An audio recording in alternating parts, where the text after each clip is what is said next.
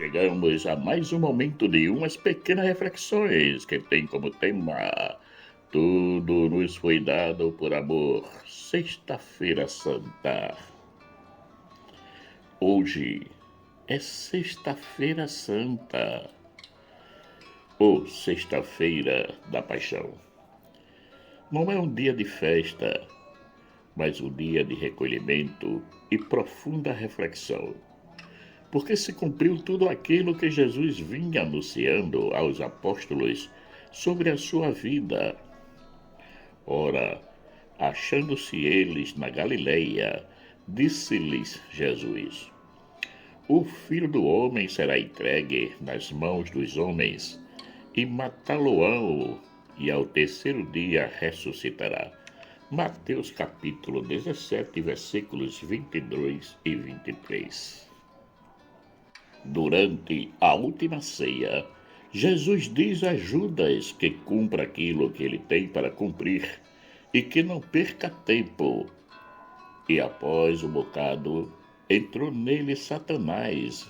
Disse, pois, Jesus: O que fazes, faze-o depressa. João capítulo 13, versículo 27. E assim ele fez. Judas foi procurar os príncipes dos sacerdotes e os oficiais para se entender com eles sobre o modo de lhe entregar. Eles se alegraram com isso e concordaram em lhe dar dinheiro. Lucas capítulo 22, versículos 4 e 5. Estando Jesus no Getsêmani com os seus apóstolos, eis que chega Judas e o trai com um beijo, entregando-o aos guardas para que o prenda. E estando ele ainda a falar, surgiu uma multidão, e um dos 12, que se chamava Judas, ia adiante dela. E chegou-se a Jesus para o beijar. E Jesus lhe disse: Judas, com um beijo traz o Filho do Homem. Daí em diante, Jesus passa a sofrer todo tipo de humilhação, agressão, incompreensão, desprezo, até chegar o momento da sua morte na cruz. Jesus morreu por obediência ao desígnio de Deus pregado numa cruz como herege, um subversivo, um homem fora da lei. E achado na forma de homem, humilhou-se a si mesmo, sendo obediente até a morte e morte de cruz. Filipenses capítulo 2, versículo 8. Ele não fugiu e nem se negou a realizar a vontade de Deus, pois era a sua subsistência, a sua vida. O meu alimento é fazer a vontade daquele que me enviou e realizar a sua obra. João capítulo 4, versículo 34. Pois é, Jesus nos dá uma grande lição em como devemos viver para realizar em nós a vontade de Deus. Sabemos o quanto somos frágeis e medrosos, que gostamos das soluções fáceis e sem muitos compromissos. Porém, Deus sempre nos pede algo que nós possamos realizar. Tudo que Ele nos pede está dentro das nossas capacidades. O problema está no esforço que fazemos para realizarmos as tarefas. Coisas que não queremos, porque, como já foi dito antes, gostamos de tudo já mastigado, já pronto. Por isso que muitas vezes fugimos ou fazemos corpo mole diante da vontade de Deus. Ele se entregou por mim, por ti, por nós. E não só isso, mas nos convidou a fazer o mesmo. Que vos ameis uns aos outros, como eu vos amei a vós, que também vós uns aos outros vos amei. João capítulo 13, versículo 34. E como foi que ele nos amou? Dando a sua vida por nós. E nós estamos prontos a dar a nossa vida pelos nossos irmãos? O dar a vida aqui não significa propriamente morrer, mas de nos despojarmos, nos esvaziarmos, para acolher plenamente os irmãos nos seus mais variados momentos, isto é, nos momentos alegres, pois esses são fáceis de acolher. e nos momentos de dificuldades. Jesus deu a vida por nós quando ainda éramos pecadores, mas Deus prova o seu amor para conosco em que Cristo morreu por nós, sendo nós ainda pecadores. Romanos capítulo 5, versículo 8. Será que merecíamos um ato tão grande de amor assim? Se formos analisar com as nossas capacidades humanas, diremos que não, porque é assim que agimos com os nossos irmãos. Esse merece, esse não merece. Vivemos uma meritocracia segundo os nossos critérios de julgamento. Mas Deus não pensa como nós. Porque os meus pensamentos não são os vossos pensamentos, nem os vossos caminhos, meus caminhos, diz o Senhor. Isaías capítulo 55, versículo 8. Os critérios que ele usa para nos julgar são outros, que não estão alicerçados nos ressentimentos, no ódio, nas vinganças, na ira, no desejo do mal ao próximo, no rancor, mas tem como base a compaixão, a misericórdia, o perdão e o amor. O Senhor Deus, misericordioso e piedoso, tardio em irar-se e grande em beneficência e verdade. Êxodo capítulo 34, versículo 6. Porque o Senhor vosso Deus é misericordioso e compassivo, e não desviará de vós o seu rosto, se vos converterdes a ele. 2 Crônicas, capítulo 30, versículo 9.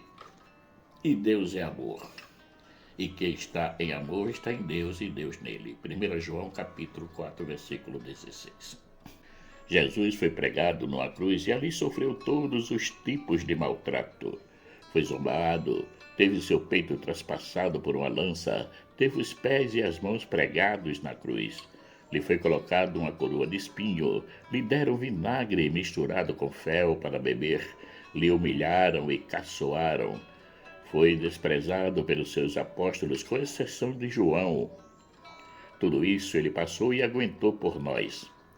Esse foi o preço que ele pagou para nos dar a vida eterna. E nós somos reconhecedores dessa dádiva que recebemos dele? Como vivemos esse momento da paixão e morte de nosso Senhor? Procuramos ao menos nos mortificar um pouco, oferecendo a Deus a nossa vida de oração, de doação e principalmente de dificuldades?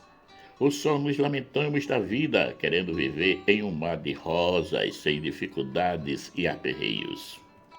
Jesus na cruz pronunciou 7 palavras, das quais podemos fazer uma breve meditação sobre elas.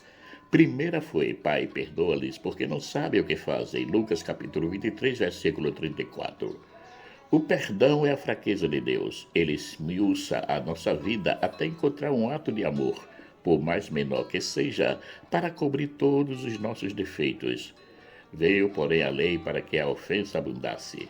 Mas onde o pecado abundou, superabundou a graça, para que, assim como o pecado reinou na morte, também a graça reinasse pela justiça para a vida eterna, por Jesus Cristo nosso Senhor. Romanos capítulo 5, versículos 20 e 21. Jesus, durante a sua missão, nos ensinou que deveríamos perdoar o nosso irmão, mesmo se ele tivesse alguma coisa contra nós. Portanto, se trouxeres a tua oferta ao altar e aí te lembrares de que teu irmão tem alguma coisa contra ti, deixa ali diante do altar tua oferta e vai reconciliar-te primeiro com teu irmão, e depois vem e apresenta a tua oferta. Mateus capítulo 5, versículos 23 e 24. E foi isso que ele fez, perdoou aqueles que lhe faziam mal. A segunda foi: em verdade te digo que hoje estarás comigo no paraíso. Lucas capítulo 23, versículo 43. Jesus não vive o ontem nem o amanhã, mas assim o hoje, que é a eternidade. Sabemos que na eternidade não existe o ontem nem o amanhã, existe apenas o eterno momento presente. E ele nos convida a viver assim. Não vos preocupeis, pois, com o dia da manhã. O dia de amanhã terá as suas preocupações próprias. A cada dia baixe o seu cuidado. Mateus capítulo 6, versículo 34.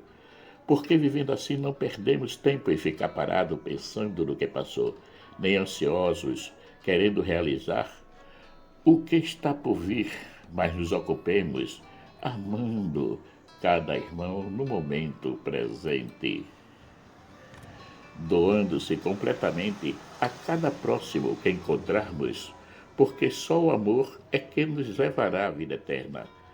A terceira palavra foi: ora, Jesus, vendo ali sua mãe, e que o discípulo a quem ele amava estava presente, disse à sua mãe: mulher, eis aí o teu filho.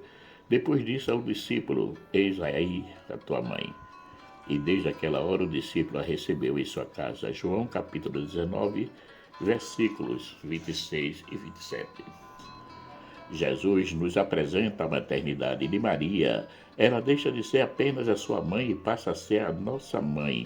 E todos nós estamos representados por João. Em João, Jesus nos convida a levar para a nossa casa a nossa Mãe Santíssima. Naquele momento, aos pés da cruz, nasce a igreja, e Jesus nos apresenta Maria como mãe dessa igreja nascente. A quarta foi Eloi, Eloi, lama sabachthani, que traduzido é: Deus meu, por que me abandonaste? Marcos capítulo 15, versículo 34.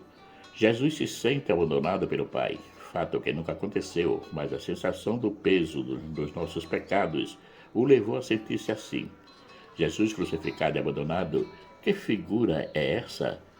Se todos nós pararmos um pouco para refletirmos a nossa vida, encontraremos momentos vividos por nós que se assemelham ao que Cristo viveu ali no seu momento de paixão e morte.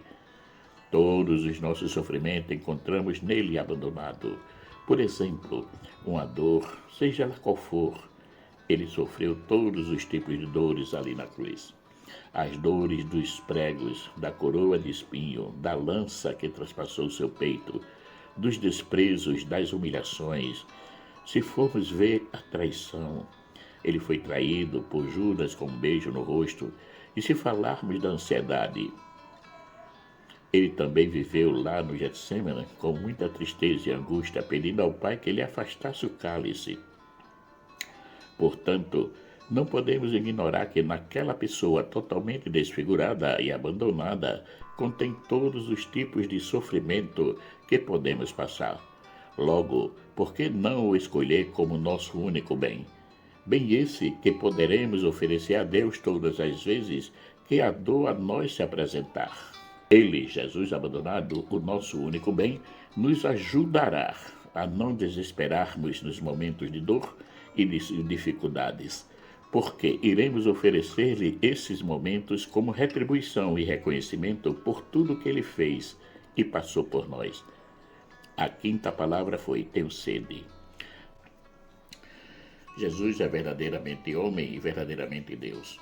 Portanto, deveria experimentar de tudo aquilo que um ser humano pode experimentar, inclusive a sede. Deram-lhe vinagre misturado com fel. A maldade humana não tem limite, mas Jesus não só tem sede biologicamente falando, mas tem sede de justiça, de verdade e, sobretudo, de amor. Ele é insaciável quando o assunto são esses tipos de sede. No poço de Jericó, diante da samaritana, Jesus lhe pede água, mas também lhe diz que a água que ele der para ela beber a fará não sentir mais sede, porque a água que ele lhe oferece é água que nos leva à vida eterna. A sexta foi: tudo está consumado. João capítulo 19, versículo 30. É o momento da entrega. Ele foi fiel até o fim, cumprindo plenamente a vontade de Deus. Essa entrega é a entrada para a sua glorificação e para o seu triunfo sobre a morte. Consumado, não tinha mais nada a fazer a não ser entregar-se e deixar-se levar pelo autor da vida.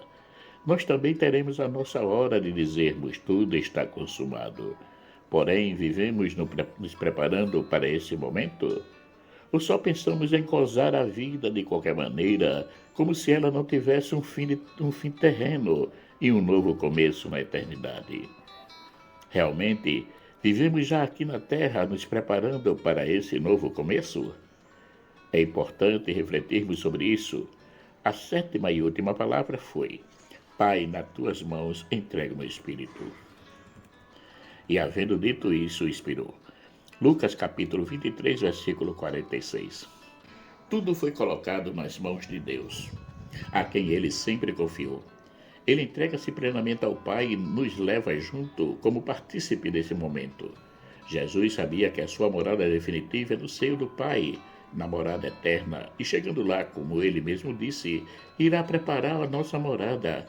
Todos nós, se formos merecedores, iremos usufruir de um quarto na grande morada do nosso Pai eterno. Devemos viver como Jesus, confiando plenamente na vontade de Deus, realizando-a na nossa vida sem colocar obstáculos. Sejamos desprendidos de nós mesmos e de tudo aquilo que podemos possuir para vivermos com liberdade a vontade de Deus, seja ela significativa ou de beneplácito.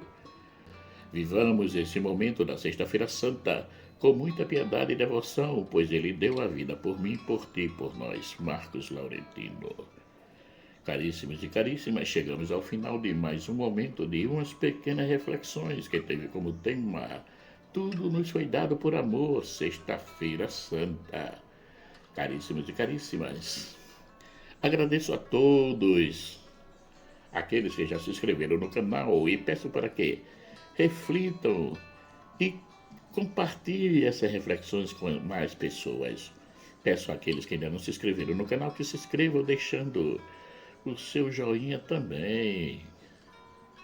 Que o nosso Pai Eterno, rico em bondade, misericórdia e amor, nos dê um excelente dia. Amém.